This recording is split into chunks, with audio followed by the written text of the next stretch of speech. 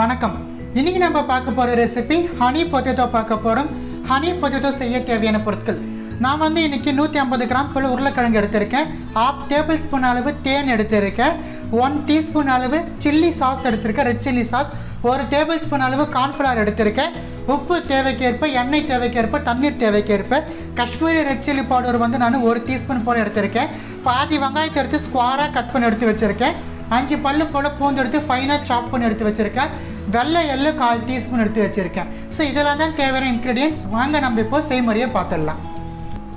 ஒரு பிளேட் எடுத்து வச்சுருக்கேன். இதில் வந்து நம்ம எடுத்த கார்ன்ஃப்ளவரில் 3/4 ரேஷியோ, அதாவது 1/4 வாசி நம்ம சேர்த்துக்கலாம். 1/4 வாசி நம்ம சேர்த்துட்டு இது கூடவே நம்ம எடுத்து வச்ச Kashmiri red chilli powder add பண்ணிக்கலாம். நெக்ஸ்ட்டு சால்ட் வந்து உருளைக்கிழங்குக்கு தேவையான சால்ட் வரைக்கும் நம்ம இதில் ஆட் பண்ணிக்கலாம். இதை வந்து நம்ம நல்லா கலந்து விட்டுடலாம். Cornflour, Kashmiri red chilli powder, salt as per required amount. இது வந்து நம்ம நல்லா மிக்ஸ் பண்ணிக்கலாம். பாருங்கள், சைமல்டேனியஸாக ஒரு பேனில் வந்து நான் பொட்டேட்டோஸை ஃப்ரை பண்ணுறதுக்காக வேண்டி ஆயில் வச்சுருக்கேன்.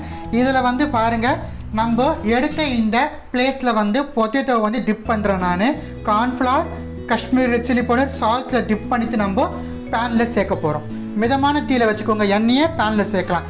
இதே போல் நம்ம எல்லா பொட்டேட்டோவும் சேர்த்துக்கலாம். ஸோ ஒவ்வொன்றுத்தையும் நம்ம டிப் பண்ணி ஆட் பண்ணிக்கலாம்.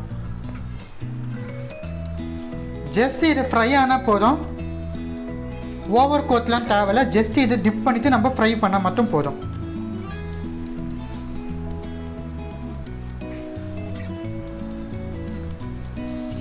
ஸோ எல்லாத்தையும் வந்து நான் கார்ன்ஃப்ளவர் மிக்சரோட மிக்ஸ் பண்ணிவிட்டு நான் போட்டேன். இது வந்து நம்மளுக்கு நல்லா ஃப்ரை ஆகி வரட்டும். ரொம்ப கிறிஸ்பாலாம் வர தேவையில்ல, பொட்டேட்டோ வெந்தால் மட்டும் நம்மளுக்கு போதும். ஸோ பாருங்கள், நம்மளுக்கு உருளைக்கிழங்கு வந்து வெந்துடுச்சு, எடுத்துடலாம். நம்ம அடுப்பு அணைச்சிட்டு உருளைக்கிழங்கு எடுத்துடலாம். இப்போ நம்ம ஃபர்தர் ப்ராசஸ் பார்க்க ஆரம்பிச்சிடலாம். உருளைக்கிழங்கு நம்ம ஃப்ரை பண்ணி எடுத்துட்டோம். சேம் பேன்லேயே வந்து நான் 1/2 டீஸ்பூன் அளவு எண்ணெய் சேர்த்துருக்கேன். இந்த எண்ணெய் வந்து நம்மளுக்கு சூடு ஏறிடுச்சு. நம்ம சாப் பண்ணி எடுத்து வச்சுருக்கிற கார்லிக்ஸ் ஆட் பண்ணிடலாம்.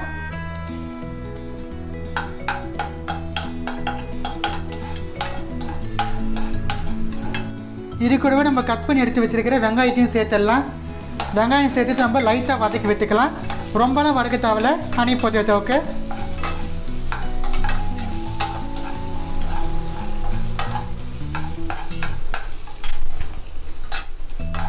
இப்போ பாருங்கள், நான் வந்து ஆனியன் வந்து நம்மளுக்கு லைட்டாக வதங்கிடுச்சு. இந்த ஸ்டேஜில் வந்து நம்ம எடுத்து வச்சுருக்கிற ரெட் சில்லி சாஸ் ஆட் பண்ணிக்கிறேன்.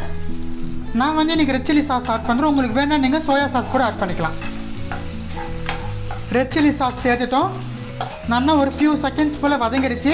இப்போ நம்ம ரிமைனிங் எடுத்து வச்ச அந்த கார்ன்ஃப்ளவர் மிக்சரில் வந்து நம்ம என்ன பண்ண போகிறோம்னா, கொஞ்சமாக வந்து நம்ம தண்ணி சேர்த்து நல்லா மிக்ஸ் பண்ணிவிட்டு நம்ம இந்த பாத்திரத்தில் ஆட் பண்ண போகிறோம். இந்த ஃப்ரையிங் பேனை நம்ம ஆட் பண்ண போகிறோம். இதெல்லாம் வந்து நம்மளுக்கு பைண்டிங் ஏஜென்ட். ஸோ பாருங்கள், இதில் ஆட் பண்ணிடலாம். மிதமான தீயில் வச்சுட்டு ஆட் பண்ணிடலாம். இப்போ நம்ம ஃப்ரை பண்ண பொட்டேட்டோஸ் ஆட் பண்ணலாம். ஸோ நம்ம ஃப்ரை பண்ணி எடுத்த உருளைக்கிழங்கையும் சேர்த்துட்டோம்.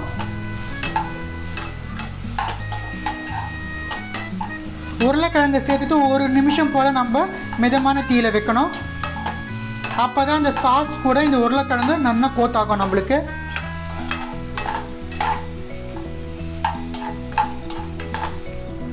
ரெசிபிக்கு தேவையான சால்ட் ஆட் பண்ணலாம். ஆல்ரெடி நம்ம உருளைக்கிழங்குக்கு சால்ட் ஆட் பண்ணிட்டோம். ஸோ ரெசிபிக்கு தேவையான சால்ட் மட்டும் ஆட் பண்ணிட்டேன். மிதமான தீயில் தான் வச்சுட்டு பண்ணணும் ஃபஸ்ட்லேருந்தே நம்ம. இப்போ நம்ம தேன் சேர்க்கலாம். ஸோ நம்ம ஹனி பொட்டேட்டோவுக்கு மெயின் இன்க்ரீடியன்ஸான ஹனியை சேர்க்க போகிறோம். எல்லா பொட்டேட்டோலும் அந்த தேன் போயிட்டு ஜெல் ஆகிறது போல் நம்ம தேன் வந்து எல்லா பக்கமும் நம்ம விடலாம். தேன் விட்டுட்டு நம்ம ஜஸ்ட் ஒரு 30 செகண்ட் போல் நம்ம ஸ்டீர் பண்ணால் போதும். தேன் சேர்த்துட்டு ரொம்ப நேரம் அடுப்பில் இருந்தால் பேர்ன் ஆகிடும். ஸோ ஒரு 30 செகண்ட்ஸ் போல் ஆகிருக்கும். நான் வந்து அடுப்பை அணைச்சிட்டு எடுத்து வச்சுருக்கிற வெள்ளை எள்ளு சேர்த்துடுறேன். ஸோ வெள்ளை எள்ளு சேர்த்தாச்சு. ஸோ கம்ப்ளீட்டாக நம்மளுக்கு ஹனி பொட்டேட்டோ ரெசிபி வந்து முடிஞ்சிருச்சு. ரொம்ப டெலிஷியஸான ஹனி பொட்டேட்டோ உங்களுக்காக வேண்டி நான் செஞ்சு காமிச்சிருக்கேன்.